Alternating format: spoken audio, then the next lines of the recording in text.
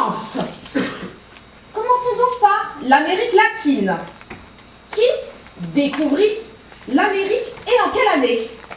Il me semble que c'est au XVe siècle, que c'est les Espagnols et les Portugais, à travers Christophe Colomb, qui découvrent le Nouveau Monde.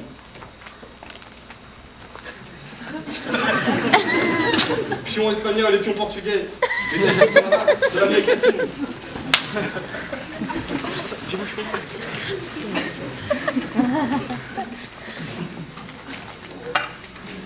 Deuxième question. Qui est le premier à dessiner les frontières en Amérique latine, divisant de ce fait le continent en deux? C'est le pape Alexandre VI de l'époque. Et à l'époque, il pensait que la Terre était plate. Il va faire un partage linéaire. Oui, une ligne imaginaire sera donc tracée. Les Portugais seront à l'est.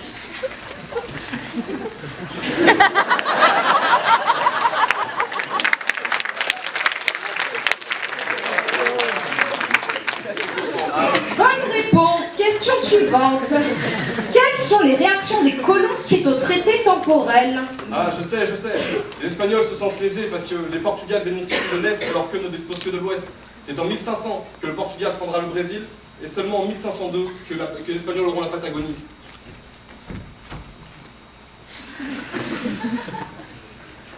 Ensuite, question suivante.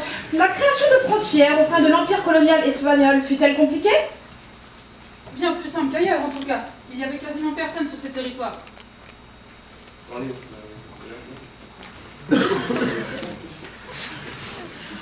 Ok, je vois que vous en sortez plutôt bien. En effet, les trois quarts des frontières reposent sur des limites naturelles. Nous allons donc passer aux questions concernant l'Afrique. Un pays n'a quasiment jamais été colonisé dans la corne de l'Afrique. Quel est-il? Mais oui, mais c'est ça, c'est l'Éthiopie. C'est l'Éthiopie. Eh oui, c'est bien cela, l'Éthiopie. C'est un pays fort de son âge, de sa taille et de ses ressources. Il a su s'imposer dans la région avec des États qui ont acquis une certaine autonomie. À noter que le pays peut faire valoir, comme je le disais dans la question, qu'il n'a presque jamais été colonisé. Question suivante. Illustrez le principe de bi-océanité en prenant l'exemple des empires français et britanniques. Ah oui, je sais.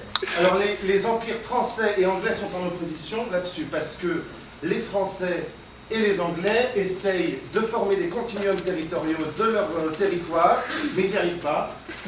Ce qui explique les tensions sur le Soudan actuel et la dimension singulière du Congo belge avec ses deux langues, la partie française, francophone, et la partie anglaise, anglophone. Moi je dirais pion français et pion anglais sur l'Afrique. Et oui, une des grandes idées géopolitiques de la France en ce temps-là, c'était de relier son grand empire et bel empire colonial de la mer Méditerranée jusqu'aux océans. Ça permettait un contrôle un peu plus efficace sur les territoires. On appelait ça la bimaritimité. Bon, je pense pas qu'on a enlevé les bons personnages là, ils sont beaucoup trop forts, ils répondent à tout. Bon, ça va pas le faire. Question suivante, Djibouti, ce pays fut-il un territoire français ou britannique? Français. Pion français sur Djibouti. En 1839, c'est les Anglais qui arrivent à Djibouti les premiers, à Aden plutôt. Du coup, nous les Français, on commence à s'y intéresser. En 1862, on signe un traité avec les chefs afars de la région d'Ombok. Cela nous donne un petit bout de territoire, c'était assez sympa. Comme tout le monde le sait, c'est le canal de Suez qui a fini d'être construit. Alors ça devient quelque chose de très important. Tout de suite, tout le commerce mondial passe par là, en tout cas celui reliant l'Europe à l'Extrême-Orient. Alors nous aussi, on veut notre part du marché. C'est seulement en 1883 qu'on s'y installe définitivement, quand ces Anglais nous interdisent, comme on va dire, leur accès au port d'Aden. Alors nous aussi, on fait notre part de ravitaillement dans la région d'Abord. Bon, ça, il me semble que vous avez omis l'Empire britannique. C'est une tendance pour un grand empire où la puissance est essentiellement maritime. La recherche d'avoir plusieurs débouchés sur les mers et océans est fondamentale afin de maximiser toutes les ressources de manière à les exporter tout au long des grandes routes maritimes de l'Empire. bon, ok, d'accord, je suppose que vous allez pouvoir répondre à cette question aussi. Expliquez-moi la thèse de Charles Apchier concernant la colonisation. Ah oui, je sais. Et bien encore une fois, les Français et les Anglais ils sont en opposition. Parce que les Français pratiquent l'assimilation.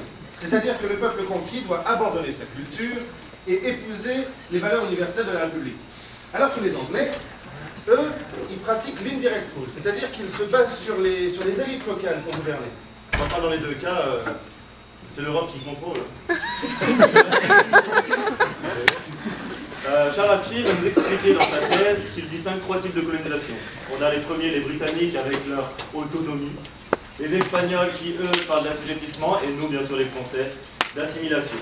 Si on prend le cas de l'Algérie française, on voit que oui, les populations locales avaient les mêmes droits et les mêmes libertés que les colons ainsi que les métropolitains. C'était une grande première. Ils pouvaient par exemple élire des députés, des sénateurs, des conseillers municipaux ou des conseillers régionaux. Mais qu'on se le dise, bon, c'était plutôt en fait pour faire croire en la compatibilité de la colonie et puis des belles valeurs françaises. Et puis aussi pour avoir un petit peu d'originalité comparé aux autres colonies. Bon, les quatre prisonniers là, vous me le dites direct, vous êtes des pros de la géopo ou quoi là? Non, ok, d'accord. Ah, je sais. Votre prof, c'est Patrick Gérard, c'est ça?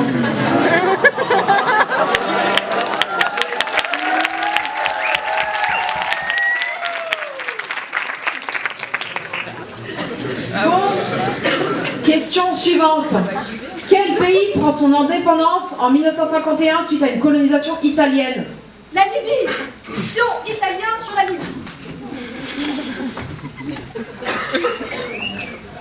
En effet, le peuple libyen prend l'indépendance le 24 décembre 1951 de sa puissance italienne, ancienne colonisatrice durant la Seconde Guerre mondiale.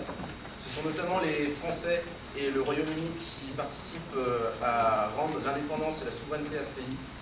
Ça deviendra par ensuite une monarchie constitutionnelle dirigée par le roi Idriss El Sessouni.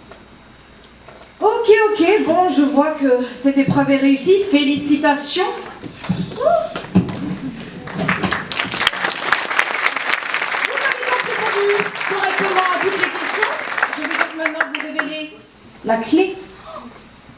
Et oui, vous allez pouvoir passer à la salle solution. Épreuve 1 réussie. Bonne chance à vous. 2.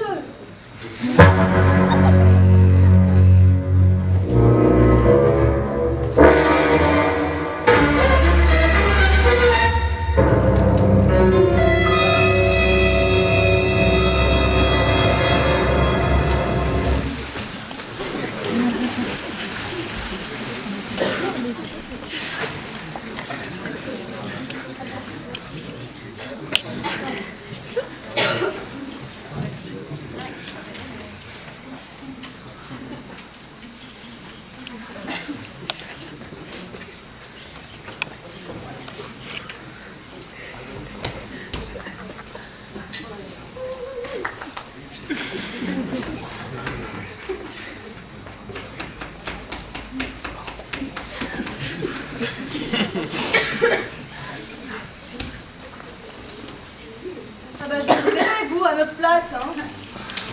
Franchement. C'est pas facile, hein, d'être exilé comme ça de son pays.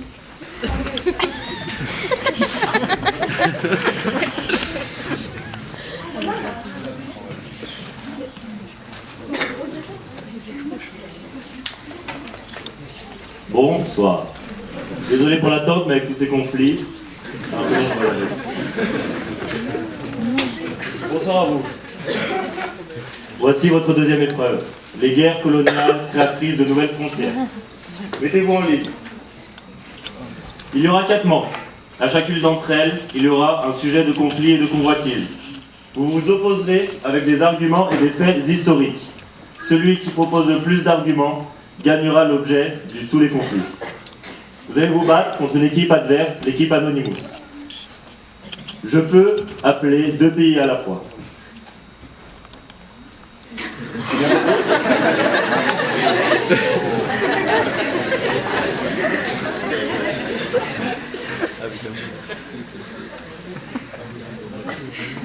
Équipe Anonymous, j'appelle le Belize.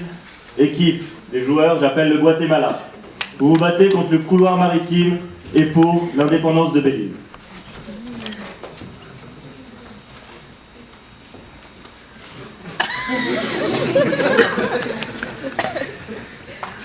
Je vous en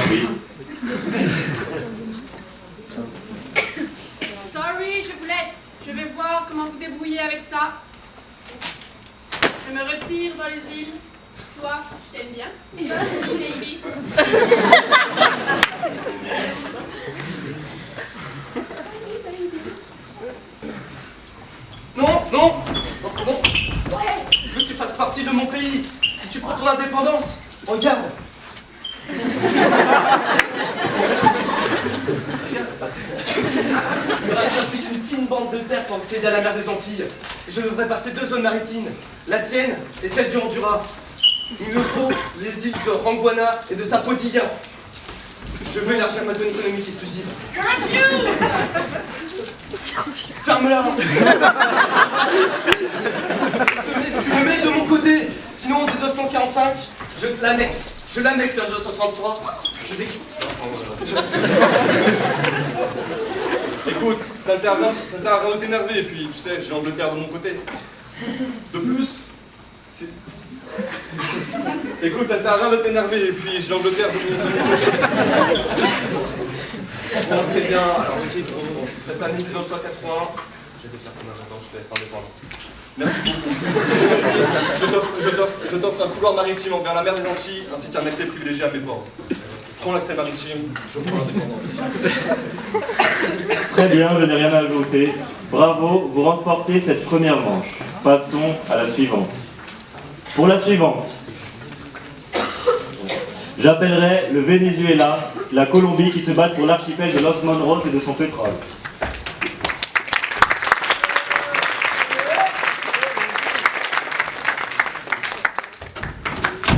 La Colombie et le Venezuela sont en conflit depuis 1939 et ils n'arrivent pas à trouver de solution. Pendant la Deuxième Guerre mondiale, les deux camps, l'Alliance et l'Axe, me trouvent très intéressant pour mes réserves de pétrole. Et moi, je compte bien profiter de ma situation neutre pour vendre mon armoire aux deux camps. Mais c'est indigne! Tu ne mérites pas cet archipel, je le veux! Non! Si! Non! Ça vous dirait pas un arbitrage international? Non!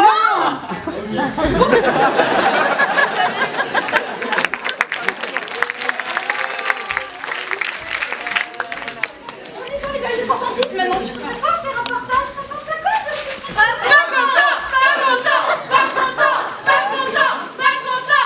Bon, c'est bon là, on est en 1987, je décide de faire pénétrer ma frégate, Caldas Velite, dans ce que je considère comme mon espace maritime. Tu t'exposes à de graves conséquences si tu fais ça. Je veux et j'exige que tu retires ta frégate. Bon, ok, je retire la frégate, on est au bord du conflit armé.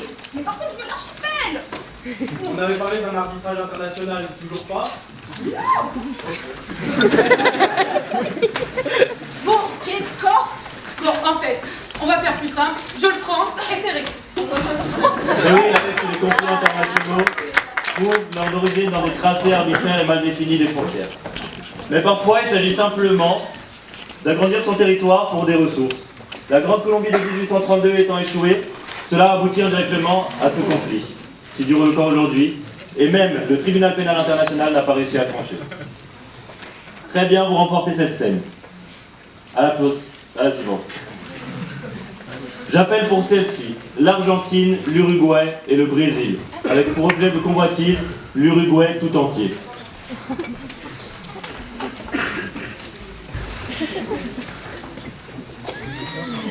L'Espagne lâche l'Argentine en 1816 et c'est en 1822 que le Brésil prend son indépendance. À ce moment-là, l'Uruguay n'existe même pas. Les Espagnols l'ont délaissé parce que, bon, économiquement, c'était pas très intéressant. Alors, les Portugais arrivent et installent plusieurs colonies. Les Espagnols répliquent en créant la ville fortifiée de Montevideo.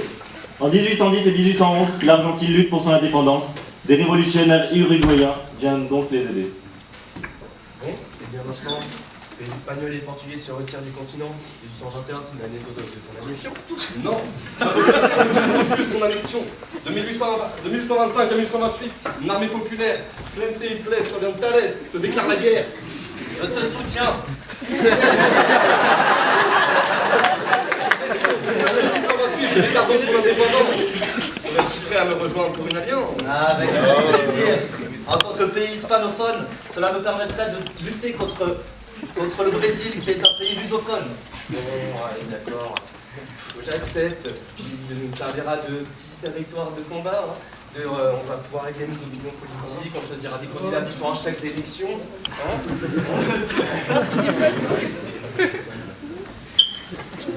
Ce territoire entre les empires espagnols et portugais n'avait pas vocation à devenir indépendant. Et pourtant, ils le deviennent. Ils seront plus proches de l'Argentine avec qui ils partagent la langue. L'équipe de l'Uruguay remporte quand même ce point, puisqu'il remporte aussi son indépendance.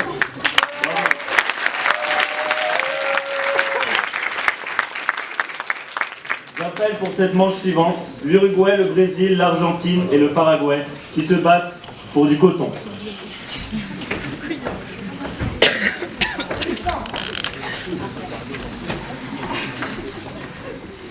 Économiquement, l'économie domine le monde au XXIe siècle, 19e siècle. L'économie était très dépendante des métropoles européennes. Et puis le Royaume-Uni avec son libéralisme tient un peu la tête de tout le monde. Il prône aussi la spécialisation des pays dans un secteur pour avoir un maximum de compétitivité dans le commerce mondial. Les Espagnols et les Portugais, et surtout leurs ex-colonies, s'engouffrent dans ce modèle. Il ne reste qu'un seul petit pays qui résiste encore, et qui lui choisit le protectionnisme, c'est le Paraguay. Le Paraguay. Et en 1814, mon nouveau président, José Gaspar de Francia, m'industrialise. Il décide de mettre à bas la corruption, à bas l'oligarchie. Je m'industrialise hyper vite, je suis très contente. Et donc du coup, ce côté, c'est pas moi. J'aime pas trop ça, moi. Pourquoi cet effronté de pays ne met-il pas en place mon super modèle libéral? On avait besoin d'une nouvelle source de coton, parce qu'à cause de la guerre de sécession, il y avait une flambée des prix. Est-ce que vous pouvez faire une alliance tous les trois pour vous assurer que ça change? Vous n'avez pas vraiment le choix, en fait. C'est pas vous. Mais moi, je garderai bien le soutien de l'Angleterre. Ouais, et moi, une guerre pourrait régler les tensions internes dans mon pays, en unissant mon peuple contre un ennemi commun. Et tu sais que moi, je suis dans une alliance régionale avec toi. Du coup, mon investissement dépend du tien. Vous savez, on est de plus en plus dépendant économiquement de l'Angleterre en ce moment. C'est vraiment pas le moment de se les mettre à dos. Donc, ce qu'on va faire, on est en 1865, on envahit le Paraguay, on récupère le coton. Chirac, c'est pour sauver le pays d'un dictateur. La guerre dure jusqu'en 1870 et d'une violence extrême, entre 600 000 et 1 million de morts en 5 ans. 60% de la population paraguayenne est décimée. La misère et la pauvreté se généralisent. Le pays, dernier pays protectionnisme d'Amérique latine, tombe dans le libéralisme mondial. Le projet politique de Grand Paraguay est enterré. Tout est détruit, son agriculture, son industrie, son économie et ses infrastructures. Le conflit était en fait piloté depuis le début, depuis la métropole londonienne. J'avais besoin de ce coton, et puis il fallait que je détruise le protectionnisme paraguayen. Je ne voulais pas voir ce succès s'exporter sur tout le continent. Quoi qu'il en soit, les membres des deux équipes ont gagné cette manche, il n'y a donc pas de vainqueur. Mais cela ne change rien, avec un score de 3-0, messieurs les prisonniers, vous gagnez cette manche. Avec le deuxième chiffre, c'est la combinaison, nous apportons la liberté. Ce chiffre est le numéro 1. Bon courage pour la suite.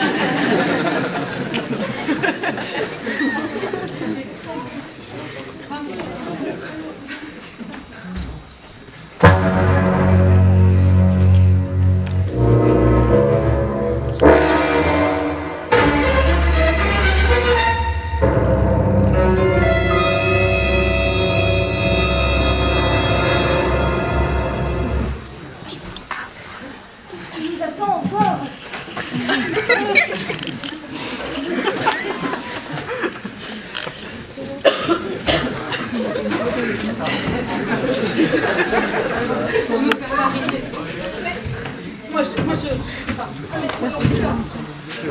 J'ai toujours répété. Vous savez, en Afrique,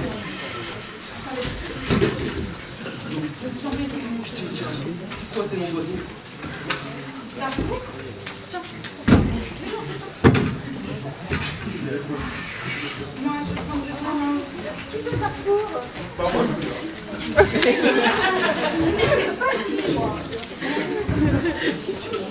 Et alors, Dinka? Personne? Ah ouais? Tiens, mais échange.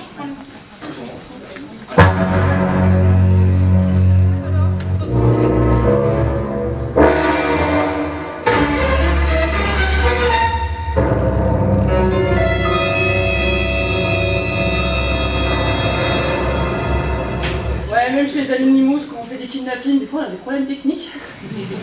Voilà, alors, voici venu notre troisième épreuve. Conflit politico-culturel. Mais avant de vous expliquer les règles et comment vous devez réussir cette épreuve, pour l'introduire, je vous demander d'observer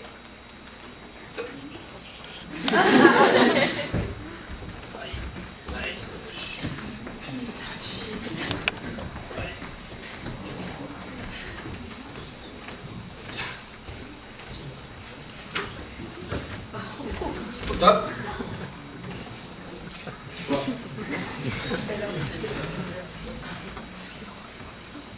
En unité.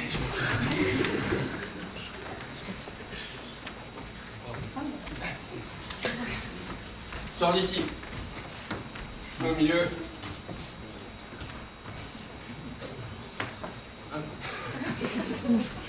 Doucement, doucement. Mets-toi en face. Vous pouvez vous toucher. Pas trop quand même. Ça vient pas de chez moi, ça. Ça sent l'oromo. Attendez, mais... S'il vous plaît. Ça sent tes chiottes soudanais, là. Et toi, alors? Doucement. T'as foulard.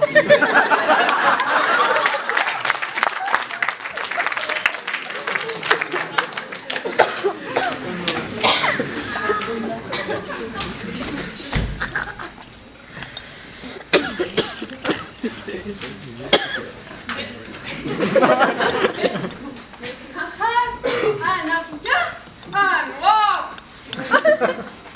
Mais... ça pue la pastilla, ça. Ça a passé son été sur la plage. Putain.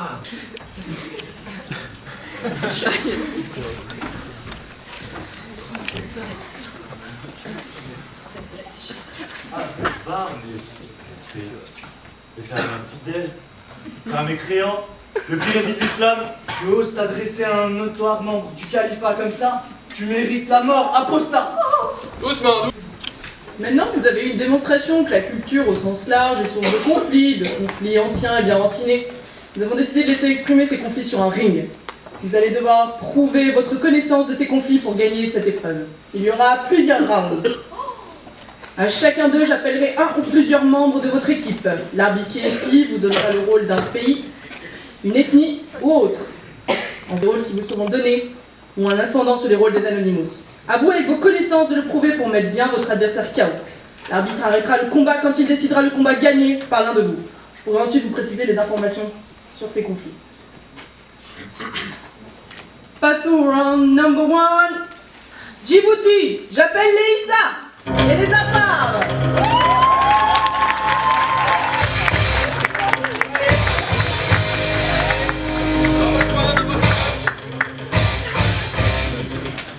Point Issa, vous êtes prêts? Point Afar, vous êtes prêts? Ouais, c'est bon. Ouais, c'est bon? Combattez. Ok. Alors, sérieux là? Hein?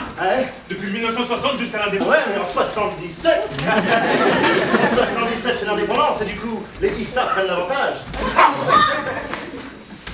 Calme-le, monsieur l'armée. Combattez. Ok. Tu sais quand même que moi, la population et les Afars, on voulait juste la démocratisation du pays. T'es au courant de ça, pas? Et hein? Doucement. Ouais. Augmentation de tension. Ouais. Hein? Attentat politique. Nous, on est des capables. On peut vous attaquer. Jusqu'en 1980, on forme un front. Le Frund. Eh ouais, le Frund. Dans votre coin. Combattez. 91? Ah ouais. Là, ça nous a... Ouais. Début de la guerre civile. Ah ouais?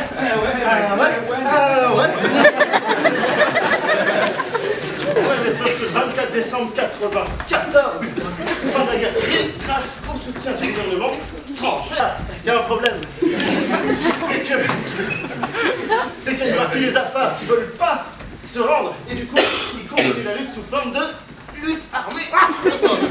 Finalement, il y a l'accord de paix qui est trouvé en 2001. 1, 2, 3, KO.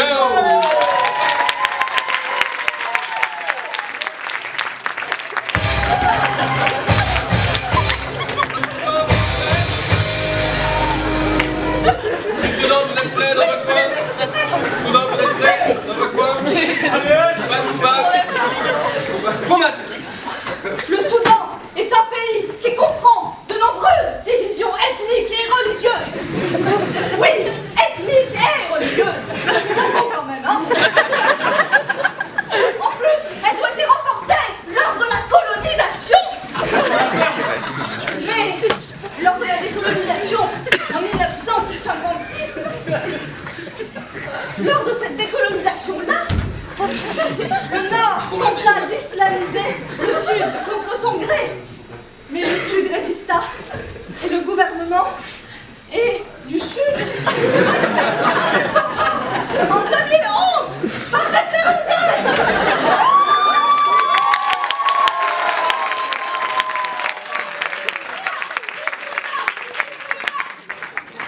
Ce fut un combat rapide, au chaos.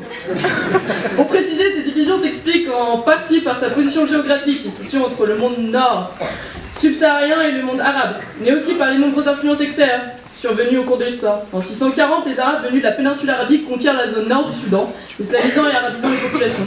Et comme vous l'avez dit, les Britanniques arrivent en 1898 et vont alors contrôler la zone du Soudan en cherchant l'appui des élites locales afin de stabiliser leur colonie et éviter toutes sortes de mouvements contestataires. Dans la partie nord du Soudan, ils vont s'appuyer sur les élites arabophones musulmanes et au sud, ils vont s'appuyer sur des communautés tribales, chrétiennes et animistes. Cette scission provient donc des conflits identitaires latents, conflits entre religions, chrétiens, animistes et musulmans, et entre ethnies arabes et nilo-sahariennes. Passons au round number 3. Soudan.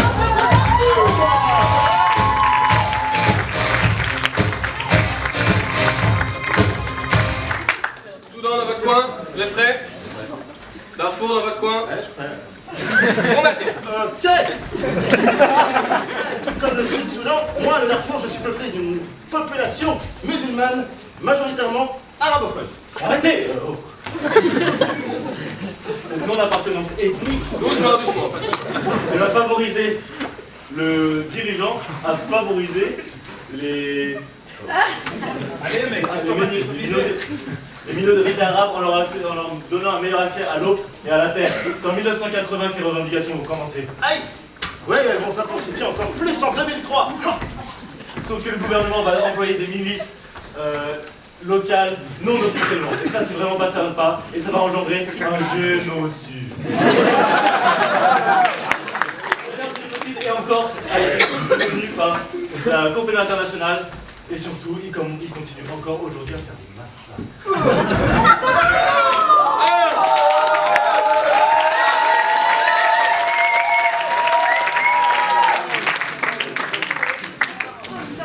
Désolé les amis, je vous avais pas dit totalement la vérité.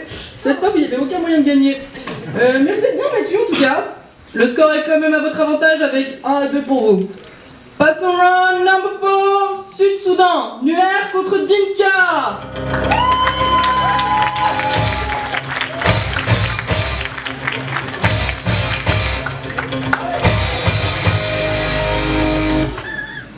Jinka, vous êtes prêts dans votre coin? Mais oui, je suis prête. Nuer, vous êtes prêts dans votre coin? Attention, pas de coup bas, pas de coup derrière la tête. Ouais. Combattez. Lors de son indépendance, en 2013, le gouvernement est Dinka avec de Salva Kiir. Riek Machar, d'abord vice-président écarté du pouvoir, mène la révolution Nuer contre le gouvernement, ce qui induit une guerre civile. Allez, vas-y. Les tentatives de négociation peinent à aboutir. Plusieurs cessez-le-feu ont été conclus, mais aucun n'a été respecté. En 2016... Non, le gouvernement et il met KO le Nuer. En 2016, Riek Machar revient en tant que vice-président pour apaiser les conflits. Mais cela ne marche pas.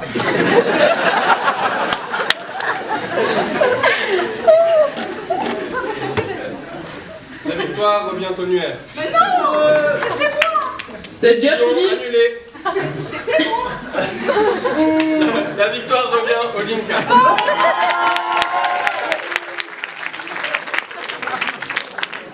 Cette guerre civile tire son origine de la division ethnique du pays, peuplé à 15% de Nuer et 30% de Dinka. Le rapport d'Amnesty International évoque des dizaines de milliers de civils tués et 2 millions de personnes déplacées en raison de la guerre fratricide. Il s'agit du conflit le plus récent en Afrique qui implique des crimes de guerre et des crimes contre l'humanité. Cette guerre civile en a fait le pays le plus pauvre du monde. Passons au round number 5. J'appelle le Rwanda. Hutu contre Tutsi.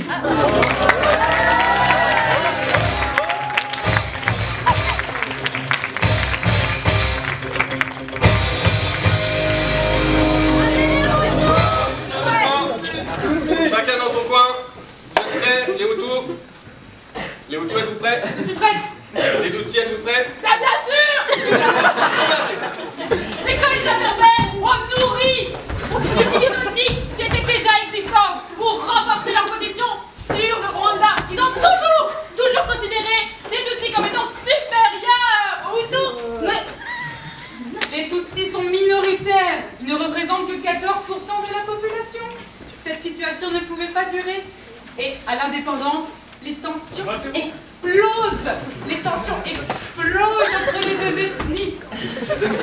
En 1994, un génocide éclate et décime les Tutsis. Et 1, et 2, 3, 4, victoire.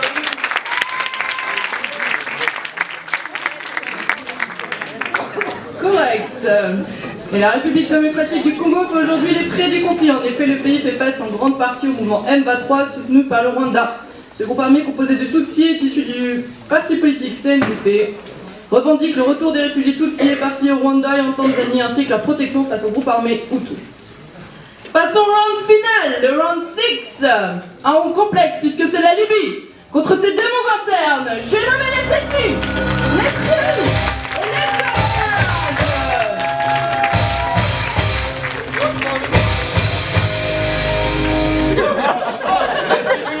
Les esclaves là, les esclaves dans ton coin. La Libye, dans votre coin. Êtes-vous prêts? On est prêts. Êtes-vous prêts? Je suis prêt. Il faut savoir que les tribus sont le fondement de la société libyenne. En effet, ce sont 2200 familles qui régissent le pays à travers toute sa superficie. En tout, cela représente les 3/4 de la population et ce sont 4,5 millions de Libyens. Ces personnes sont étrangères à l'intervention. Ces personnes sont étrangères à une intervention militaire internationale. Et vous encore le culte à Muammar Kadhafi et ce même après sa mort. Mais les tensions ethniques sont présentes aussi, puisque Arabes, Touaregs, Berbères et Toubou ont du mal à cohabiter. D'ailleurs, en 2012, un conflit éclate entre les Arabes et les Toubou. 147 blessés. À la chute du régime de Muammar Kadhafi, le président de la tribu Toubou, le dirigeant de la tribu Toubou,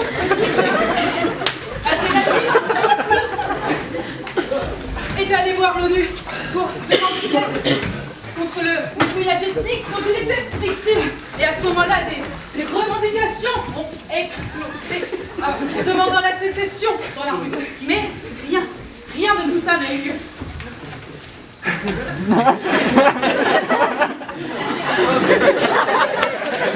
Esclaves dans votre coin. Esclaves dans votre coin.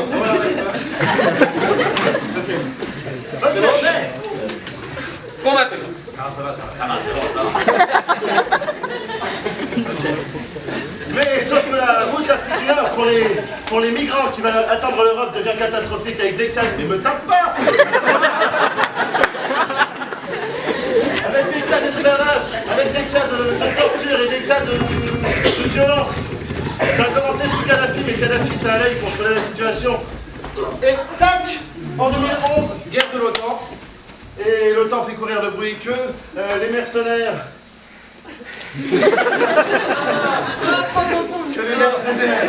qu'il y avait des mercenaires de Kadhafi qui étaient des Noirs africains et ils font pas le distinguo entre migrants et Noirs africains. Et en plus, tac, préjugés de les migrants migrants, ils apportent des maladies, et bah du coup, c'est un massacre. Voilà.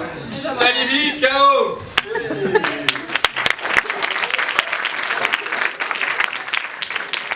Bravo! Vous avez réussi ce dernier combat, et en équipe, je vous félicite. Il y a un dernier acteur qui est très important, mais trop violent pour combattre sur ce ring. J'appelle les islamistes de la région qui veulent imposer leur version et leur version de l'islam et étendre leur territoire. Très bien, faites entrer. Ouais. Je vous présente Boko Haram. Boko Haram, Al-Qaïda.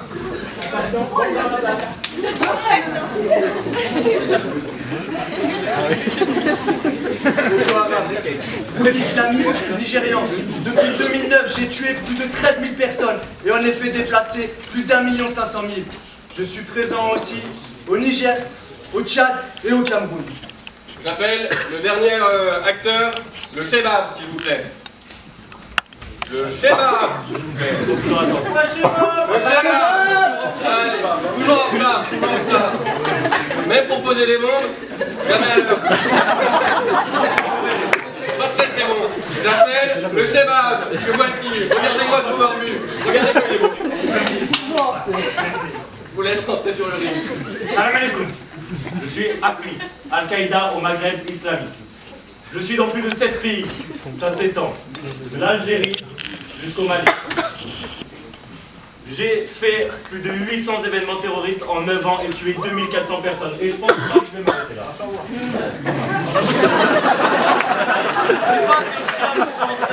Au Sahel avec leur opération Barkhane qui vont nous empêcher. Avec ces Français qui viennent nous pousser du Sahel, ils sont vraiment pas cool ces Français. C'est vrai. J'ai une nouvelle technique et je vais vous en parler. Je vais attaquer directement dans les grandes villes les populations civiles. Parce que d'un, je suis très loin des Français. Et en plus, comme ça fait beaucoup plus parler de moi dans les médias. C'est vrai.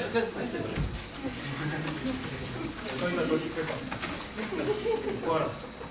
Moi je me présente, Shebab, ça veut dire quoi? Ça veut dire jeunesse. Ah ouais. On n'est que des jeunes. Bon, j'ai fait quoi? Pas autant que lui, c'est vrai. Pas autant que lui. 300 morts, à peu près, en octobre 2017. Bon. C'est pas mal, c'est vrai. C'est des jeunes, c'est des jeunes. On est des locaux. Et qu'est-ce qu'on a fait d'autre? En ce moment, on a un peu de mal, parce qu'il y a les Français, les Américains qui nous bombardent. C'est moins fun qu'avant. Mais bon, on va s'endurcir. Inch'Allah. Merci pour ce complément d'information, messieurs. En tout cas, je voudrais vous féliciter pour avoir gagné cette épreuve. Je vous donne le 3e chiffre de votre combinaison.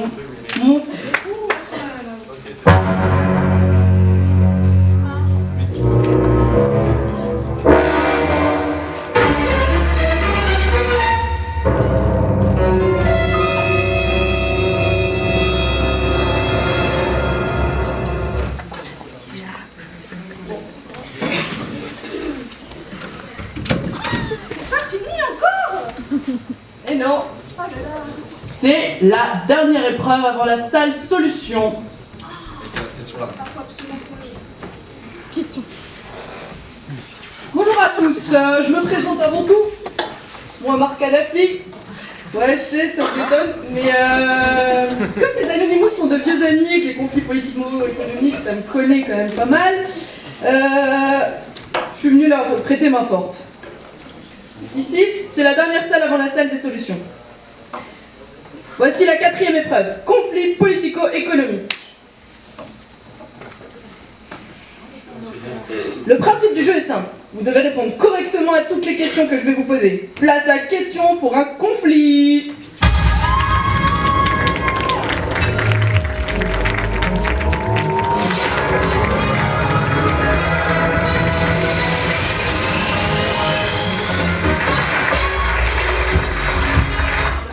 Êtes-vous prêts? Oui. Très bien. Question numéro 1.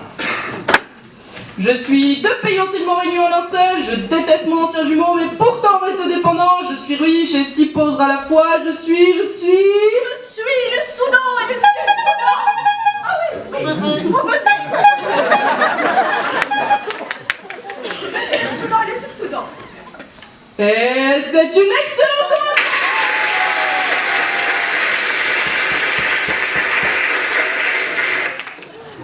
saviez que le Sud-Soudan possède 75% des ressources pétrolières dans ses sous-sols, mais ça compte quand même, hein. Mais le problème, c'est qu'il reste dépendant du Soudan, parce que ce dernier a toutes les infrastructures nécessaires au raffinage et à l'exportation du pétrole. Et oui, on ne peut pas tout faire. C'est très bien. Deuxième question. Par nos noms, nous faisons passer un parc d'attractions. Nous sommes deux nouveau-nés, non connus par nos aïeux. Qui sommes-nous? Ah, je sais, il s'agit du Somaliland et du Puntland. Ce sont deux anciens territoires de la Somalie. En ce moment, il y a un conflit autour de leurs frontières parce que il me semble que le sous-sol y est très riche. Êtes-vous bien sûr de ce que vous avancez? Parfaitement, mon colonel. Et il est super bon au trial poursuite. Ah, c'est l'information. Et encore une fois, c'est une excellente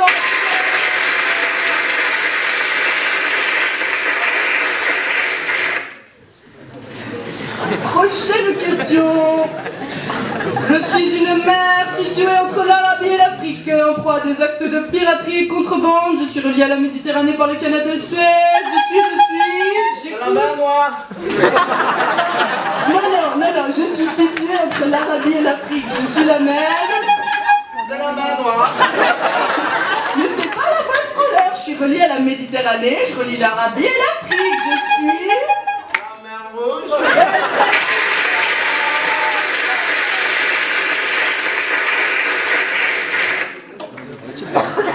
Question numéro 4. Mon cœur balance entre deux prétendants situés dans la corne de l'Afrique de l'Est. Je suis une région jalousée et enviée par deux nations. Qui suis-je? Le Ras Doumera. Le Cap Doumera est un petit lopin de terre situé entre l'Érythrée et Djibouti. Mais les deux pays se revendiquent le territoire. Donc, dans cette zone, il y a des conflits, notamment en 2008. Et c'est une bonne réponse de Marie.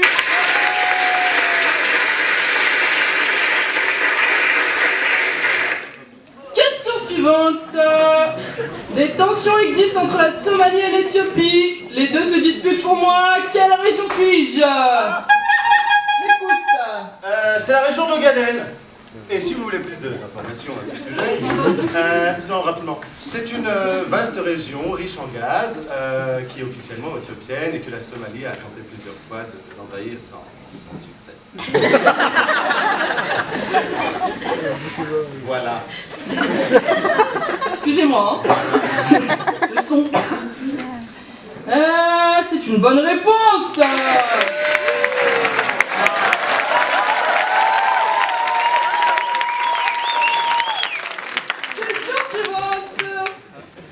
Peut-être le pays possédant le moins de ressources par rapport à mes voisins. Mon principal atout est autant une bénédiction qu'une malédiction. Qui suis-je? Je sais, il me semble que c'est Djibouti. Excellente réponse. Nous allons pouvoir passer à la question suivante, qui est... Monsieur Kadhafi, le temps passe vite et nous sommes déjà en 2011. Les forces armées de l'OTAN sont arrivées sur les côtes libyennes. Vous devez dès à présent partir. Je m'en vais.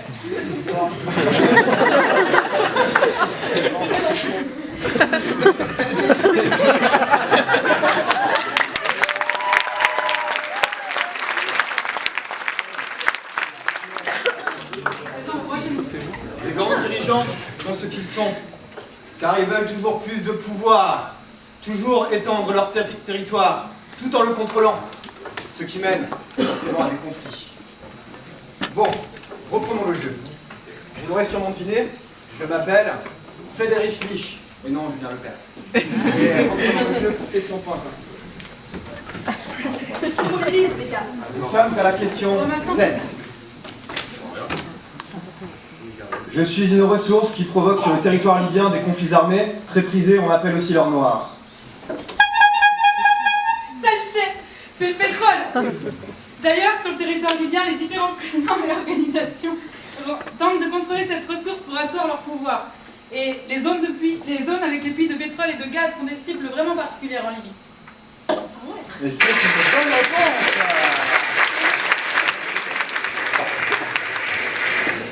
Passons à la question suivante.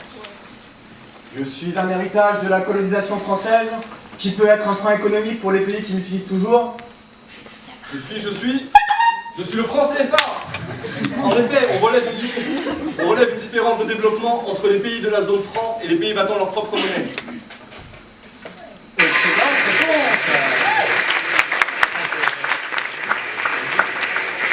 Nous allons aborder maintenant la question 9. Je suis un pays d'Asie qui prend de plus en plus d'ampleur en Afrique. Je peux être au premier abord une aubaine économique pour les pays d'Afrique, mais je peux aussi diminuer l'autorité des pays quant à leur destin économique. Je suis... La Chine. Je pense même qu'on parle de Chine en Afrique. La Libye, en juin 2002, la Chine s'est engagée à construire pour un montant de 450 millions de dollars, je dis bien 450 millions de dollars, 528 km d'oléoduc et de gazoduc. En échange, la Chine a pu apporter 1,3 million de tonnes en 2004. La Chine est présente au Soudan, qui maîtrise le Sud-Soudan, car elle détient les infrastructures nécessaires à ce dernier pour l'extraction du pétrole. Attention, il ne vous reste plus que 3 questions. Question numéro 10. Je suis un objet de fantasme depuis la nuit des temps. Je suis une richesse qui provoque des convoitises. Notamment, le 27 novembre 2017, j'ai créé un conflit à la frontière entre la Guinée et le Mali. Qui suis-je? Mais c'est l'or! Il s'agit de l'or!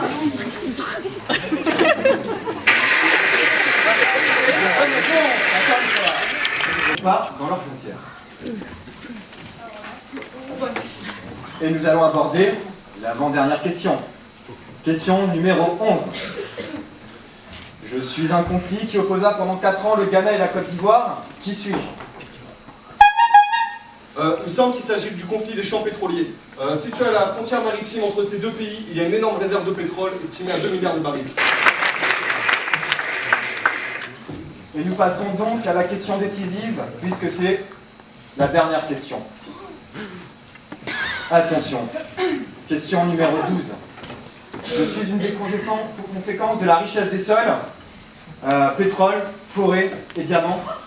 Qui suis-je? C'est n'importe quoi! Essaye, tu l'as là. Mais allez, là. Recomposition des sols. Ah, c'est lorsqu'il s'agit d'exploiter de nouveaux champs énormes, genre Angola, tout ça, et que le pays n'est pas souverain sur toute sa frontière, et donc du coup les frontières c'est un handicap. Vous validez donc cette réponse? Ouais. Attendez. Oui. C'est votre dernier mot? On valide. On valide, oui. Attention, la réponse à la question est... Félicitations, vous avez gagné l'épreuve. Question pour un conflit. Je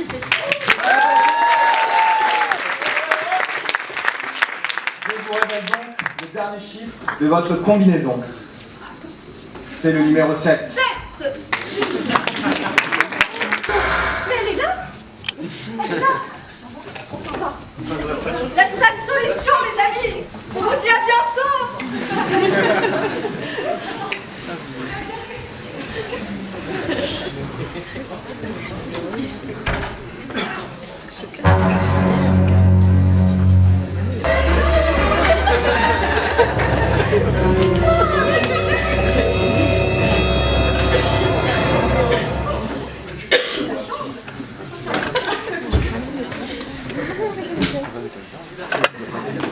Bienvenue dans la salle des solutions.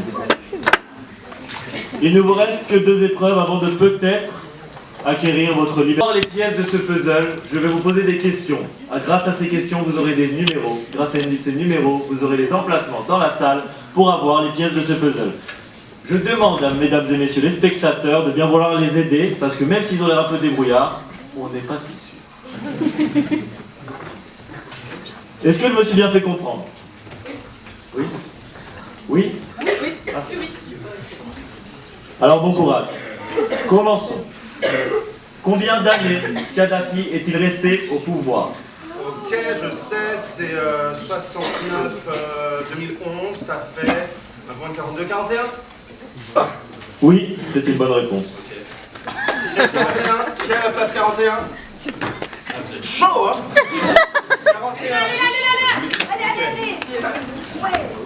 Il est inscrit leader fort. Lula, comme Kadhafi, est un excellent exemple de leader fort, vecteur d'une identité économique et régionale affirmée.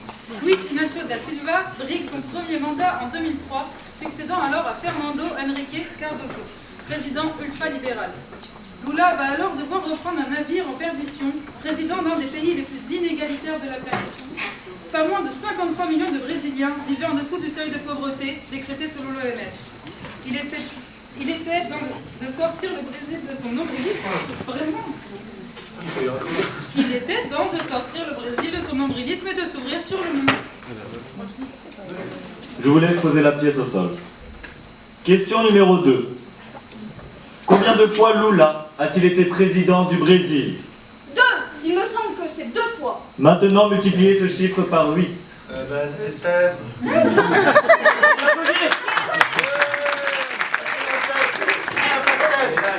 Elle est là. Ok, équilibre politique. Lula ne va pas favoriser un bord ou un parti politique particulier, il va monter une équipe composée d'anciens membres de la droite réactionnaire et d'autres aux idées plutôt trotskistes, créant ainsi un équilibre politique. Très bien.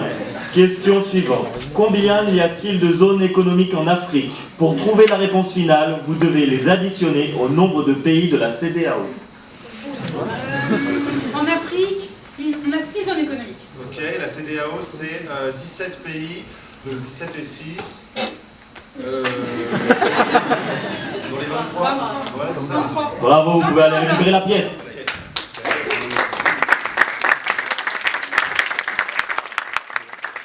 Stabilisation de l'économie. Continuons avec l'exemple de Lula. La première étape de son mandat va être de stabiliser la situation économique du pays en rassurant les grandes institutions sur l'arrivée d'un président de l'ultra-gauche. Question suivante. Passons à une question plus difficile. Combien d'heures sont ouverts les marchés mondiaux? Vous multiplierez ce chiffre par 4 pour avoir la réponse.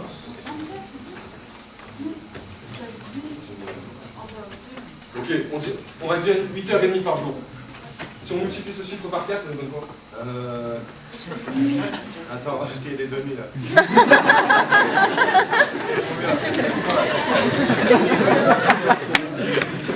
Ouais, 28. 28. C'est l'indépendance des banques. Ouais. Non, c'était pas ça. C'était pas ça. Quelqu'un a une calculette, s'il vous plaît? 34.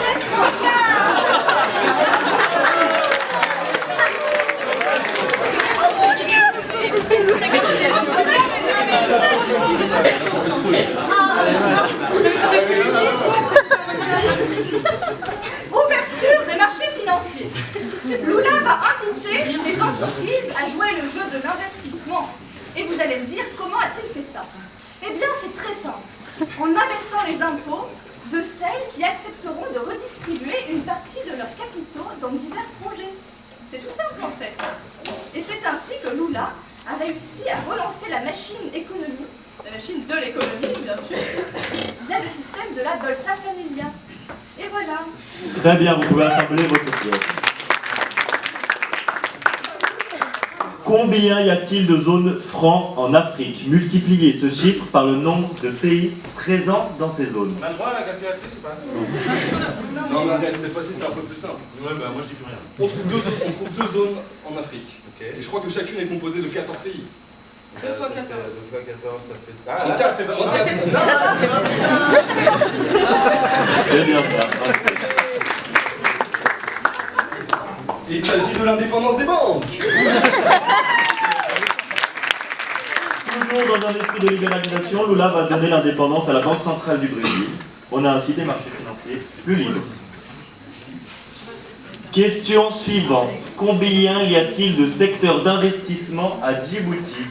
Vous ajoutez ensuite le nombre d'années écoulées depuis l'indépendance du pays. Il y a 6 secteurs d'investissement à Djibouti. Et ce petit pays est, il me semble, indépendant depuis 41 ans. Ça fait donc quelqu'un dans la salle 247. 47.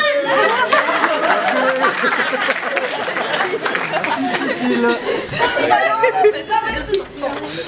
Il serait facile de dire que Lula joue une sorte de monopoly néolibéral, mais cela serait sans compter qu'il marque une vraie différence avec ses prédécesseurs. En effet, il a choisi d'investir dans des domaines différents, et notamment dans les secteurs de l'énergie, la construction navale et les transports. Ainsi, il a réussi à faire passer la part de l'investissement public de 0,5% du PIB à plus de 5%, ce qui est énorme.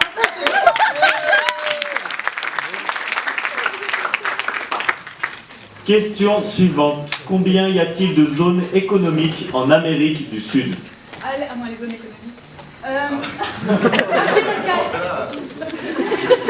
La réponse est juste. 4. La 4.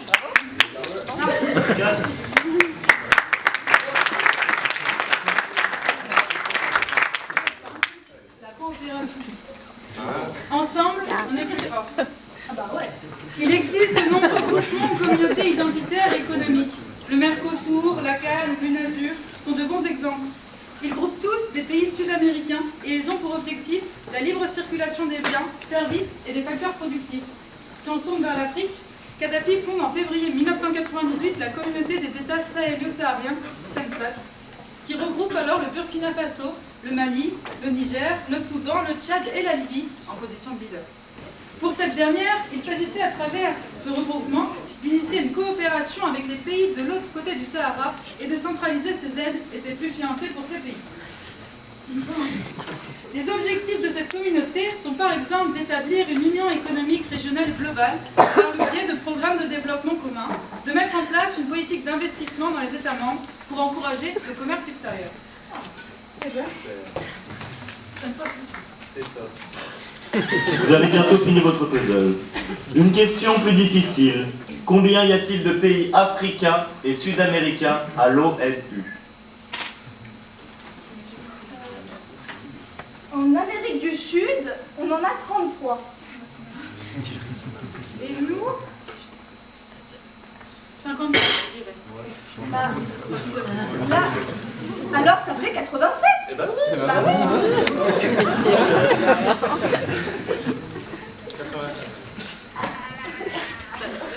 Voilà.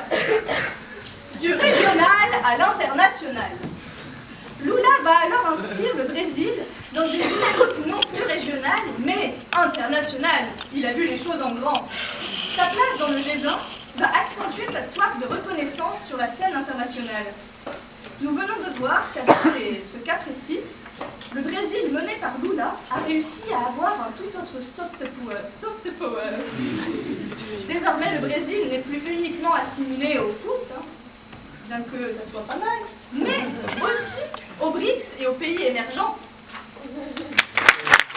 Bravo. Maintenant, une question plus dramatique. Combien de pays sont touchés par le paludisme dans le monde?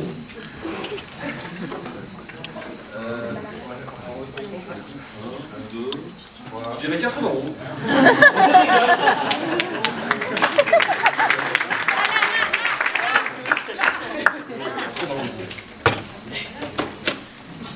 Il s'agit de la couverture sanitaire, sociale et universelle.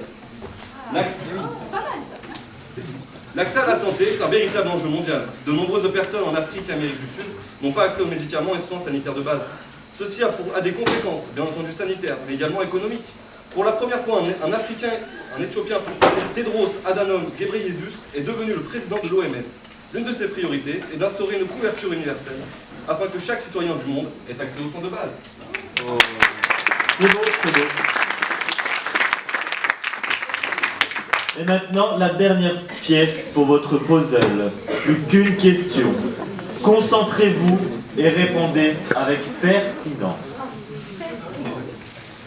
Une fois la réponse trouvée, vous multipliez ce chiffre par 100. Qu'est-ce qui fait un tout? C'est quoi la question? Qu'est-ce qui fait un tout? Un tout. Un tout? Oui. C'est vraiment pas évident. C'est tout ou rien là. Je pense qu'il faut raisonner comme c'est toujours tout, si c'est unique, c'est fini. Unique, quelque chose d'unique. Je pense qu'il s'agit de 1, car le tout est une unité. Ah, c'est pas con ça. Ouais. Ok. Ça fait 1. c'est la fois C'est que que tu as 1. si on multiplie par 100. Ça fait 100. Bravo. C'est pas con comme il dit. Et oui, comment cela serait possible sans l'unité? Félicitations. Vous avez assemblé ce puzzle. Il ne vous reste plus qu'une épreuve. Je vous donne donc le premier chiffre de la combinaison pour accéder à la porte de la liberté. Ce chiffre est le chiffre numéro 4. Il ne vous reste qu'une épreuve, comme je l'ai dit. Bonne chance.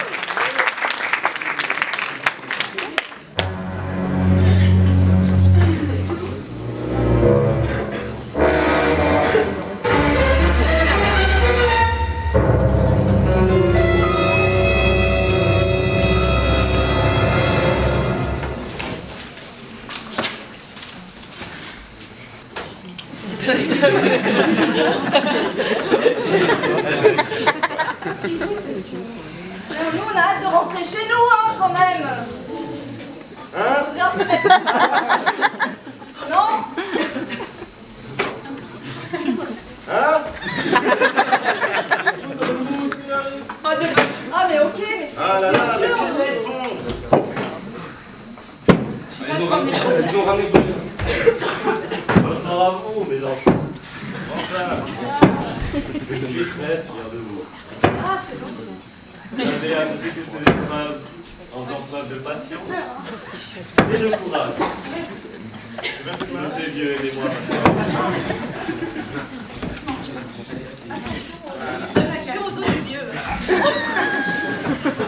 C'est pas très délicat. Tu mets sur 6, on commence, d'accord?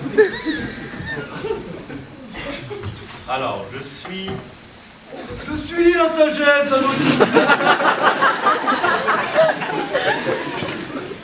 Vous avez une dernière épreuve. Si vous réussissez, la liberté. Ça vaut le coup. Vous allez devoir trouver des solutions de soft power.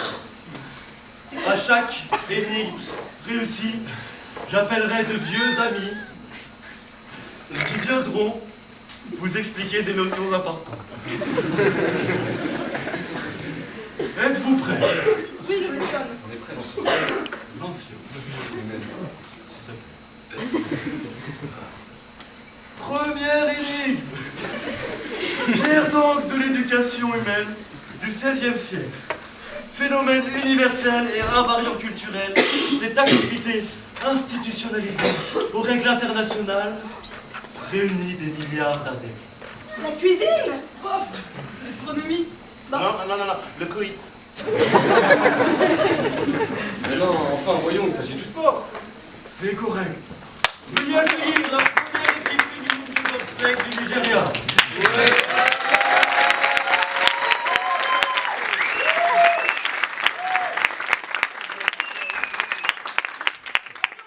Pour beaucoup de pays, le sport est un moyen d'expression de sa puissance et une arme de rayonnement.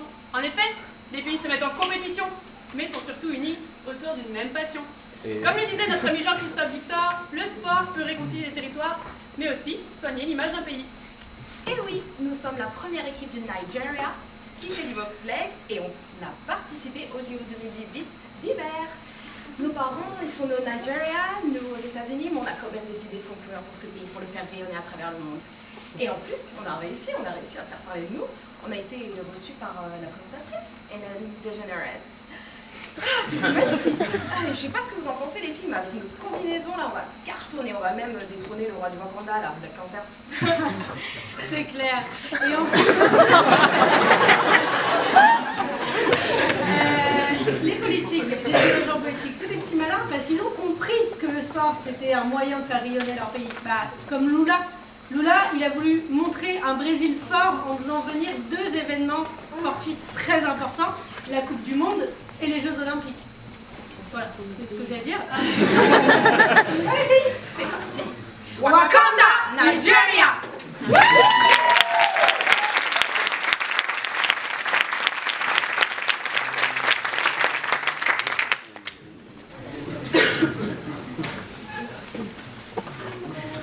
Énigme numéro 2. Prenant forme quelques millions d'années avant Jésus-Christ, ce support propre à l'homme permet la transmission d'informations. Morte ou vivante, elle existe sous plus de 7000 formes. L'écriture. Ça reste pas les sectes alors? Ah bah la religion. Ah, ça... Non, c'est la langue. Oui. C'est correct. William Twiggy, l'homme de lettres, Albert Camus et la politique.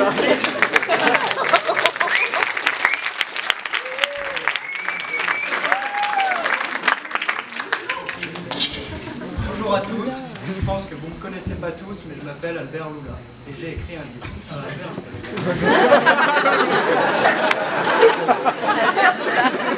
J'ai écrit un livre qui s'appelle Le portrait du colonisé en 1973, donc sur le sujet des langues. Donc les langues coloniales ont été imposées par les colons. Elles sont restées utilisées jusqu'à l'indépendance du pays. Elles n'ont pas totalement disparu car les pays en avaient besoin pour communiquer entre eux. Moi, j'ai utilisé cette langue coloniale et je m'en suis servi comme vecteur d'union extra-régionale. Dans mon pays, on parle portugais, alors j'ai renoué avec les pays lusophones et en plaçant mon pays leader. J'ai fait intégrer le Brésil à la communauté des pays de langage portugais. Elle intègre l'Angola, le Cap-Vert, la Guinée-Bissau, le Mozambique, le Portugal et le Timor oriental. J'ai multiplié mes voyages dans ces 2 pays pour resserrer les relations avec eux. Et de nouveaux contrats ont été signés. 76 000 Angolais ont obtenu la nationalité brésilienne.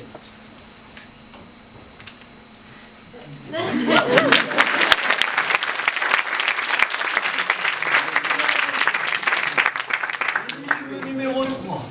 Idéologie politique qui apparaît à la fin du 19e siècle, plus précisément à Londres. Le marxisme. Dans la suite. Elle est illustrée par des politiques, des personnalités telles que Henry William ou encore Benito Silva. Elle a une volonté d'unification culturelle, en rupture avec un passé colonial. Le marxisme. C'est peut-être le maoïsme? Non plus. Mais non, attendez. Une rupture avec le passé colonial européen, ça doit forcément avoir un rapport avec l'Afrique. Bah oui, après avoir autant souffert du colonialisme, la volonté d'une identité africaine forte, fière de son passé et de sa culture, ça me semble cohérent, non? Ok. Du coup, le panafricanisme. Ah ouais, peut-être. C'est ça. Je vous prie d'accueillir mes amis, Patrice Lumumba, le grand Thomas Sankara.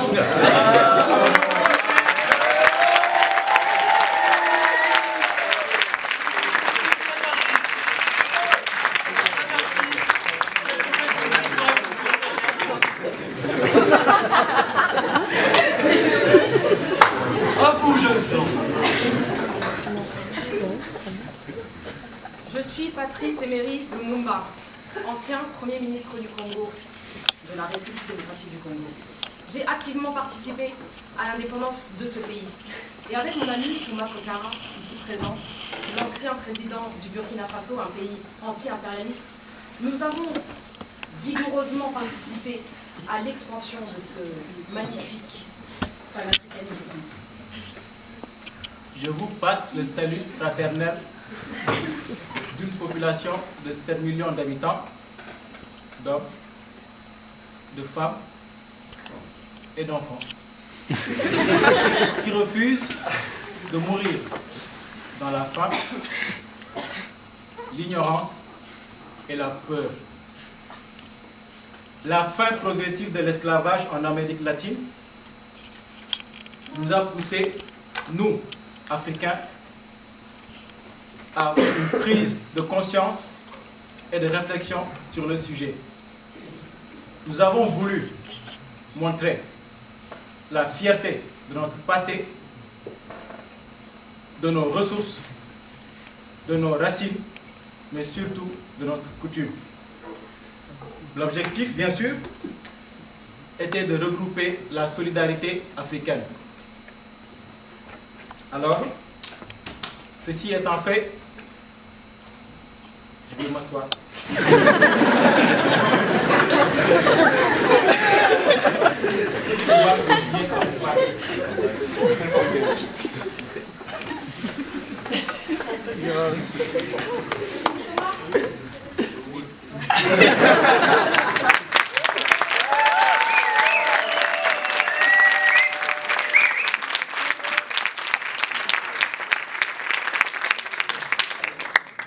Je souhaite rajouter que notre vision du panafricanisme est multidimensionnelle, elle est totale et entière.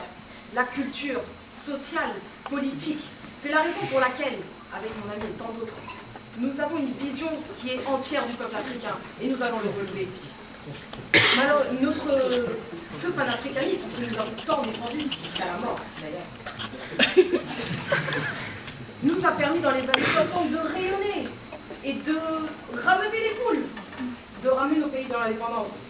Malheureusement, aujourd'hui, ce mouvement souffre de corruption et de vision unipersonnelle des dirigeants.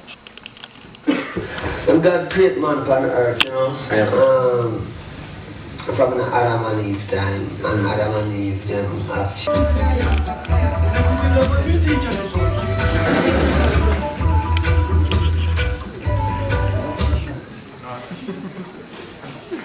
Bonjour, moi Marc Kadhafi, ancien leader de la Libye.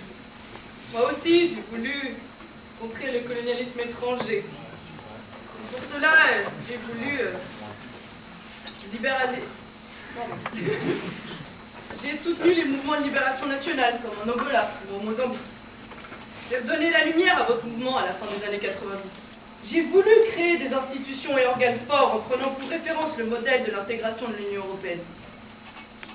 J'ai fait accepter par les chefs d'État africains l'idée d'une confédération où chaque État dispose de sa propre constitution, loi et armée. Cette Union africaine que j'ai créée et lancée officiellement en 2002 a permis la formulation de politiques communes concernant la défense, la libre circulation des biens, des capitaux et des personnes, l'élaboration d'un partenariat stratégique avec l'Union européenne en 2007. À travers l'UA, l'idée était de bâtir une Afrique intégrée, prospère et en paix, dirigée par ses citoyens et constituant une force dynamique sur la scène mondiale. J'ai même été élu président de l'UA en 2009. J'allais trop à l'encontre des règles et de l'organisation. Mais vous ne pouvez pas nier que je n'ai pas fait revivre votre mouvement. Non. Non et non.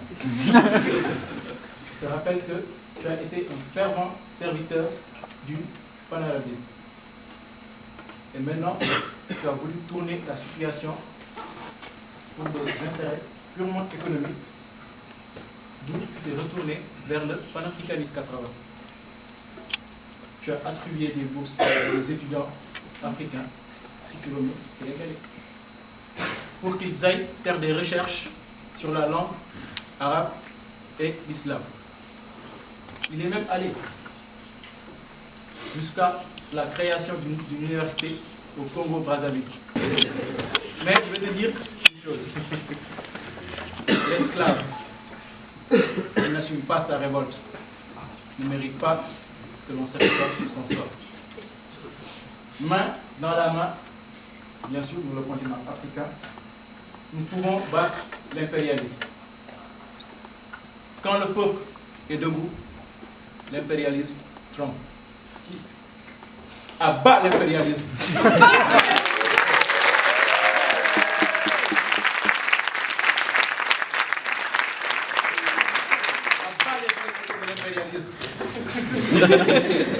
Abat les vieux crocodiles.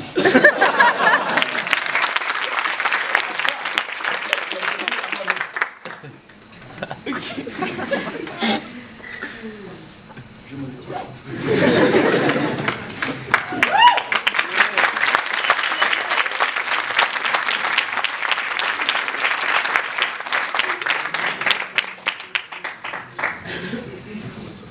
L'énigme numéro 4. Courant politique de pensée, issu du nom de Libertador, développé au XXe siècle par le marxiste Federico Brito Figueroa. Ah bah là, c'est le marxisme. C'est peut-être le maoïsme. Mais non, mais attendez! Libertador! Vous ne trouvez pas que ça sonne espagnol? Moi, je vous dis que c'est du côté de l'Amérique latine qu'il faut chercher cette fois-ci. Ouais, du coup, le Libertador, là, ça doit être Simon Bolivar, celui qui a libéré l'Amérique latine. Il a fait souffler un vent de liberté sur le continent entier. Donc, ça nous donnerait bolivarisme. Exact. Hugo Chavez du Venezuela. Evo Morales, le Brésilien. Fidel Castro. Avant que vous terminiez, vous avez déjà beaucoup de retard. Il va falloir que vous concluiez. Donc je ne veux pas vous couper, mais il faut vraiment vous accélérer. Ok. Je suis Hugo Chavez, ancien président du Venezuela, et j'aime me présenter comme le leader de l'Amérique latine et de ce beau mouvement qu'est le bolivarisme. Oui, nous voulons nous débarrasser du joug des empires de grandes puissances telles les États-Unis. Telle est la vraie philosophie de notre mouvement. Il prendra sa concrétisation lors de la création de l'ALBA, l'Alliance bolivarienne pour le peuple de notre Amérique. Il se fera en 2005, en réponse à la proposition des États-Unis de créer une zone de libre-échange en Amérique. Nous voulions, par cette alliance, créer un renouveau, un nouvel ordre mondial où les populations d'Amérique latine et des Caraïbes auront un rôle à jouer économiquement comme socialement pour exprimer leur soft power. Mon ami Hugo, c'est présent. Nous avons concrétisé ce projet d'union culturelle, sociale et économique qui regroupe déjà 12 membres. Sa pluralité des centres et des pôles mis en relation illustre bien notre volonté d'unifier nos peuples malgré la mondialisation, mise à part la mondialisation. Viva la révolution! Viva! Et cet esprit n'est pas mort, je le porte, moi aussi aujourd'hui. Evo Morales, président de la Je veux acter l'indépendance de mon peuple en prenant la coopération territoriale pour une politique plus marxiste face à la libéralité des États-Unis, la nationalisation des hydrocarbures, les plans de lutte contre le chômage et de l'alphabétisation sont autant de moyens que je mets en place pour suivre cette philosophie. Ah, je vais vous parler de l'esclavage, cette horreur. L'esclavage, cette horreur qui a créé, l'esclavage, cette horreur, qui a supprimé une notion de conscientisation des notions de race. Les peuples ayant été victimes de ces notions ont su s'en imprégner afin de s'unir pour pouvoir, par leur culture commune, revendiquer leurs droits. Oui, c'est pour ça que l'on peut constater en Amérique latine un fort métissage. Il y a donc dans le nord de l'Amérique latine et dans les Caraïbes une forte fierté noire. Oui. C'est pourquoi moi, Hugo Chavez, j'ai ainsi toujours été solidaire avec les causes africaines et panafricaines. Pour moi, le panafricanisme et le bolivarisme sont de pair. Et c'est pas Voici le dernier chiffre pour la solution. Le 9. Retournez dans vos terres. C'est gagné. Et n'oubliez pas tout ce que vous avez appris ici. Utilisez-le intelligemment.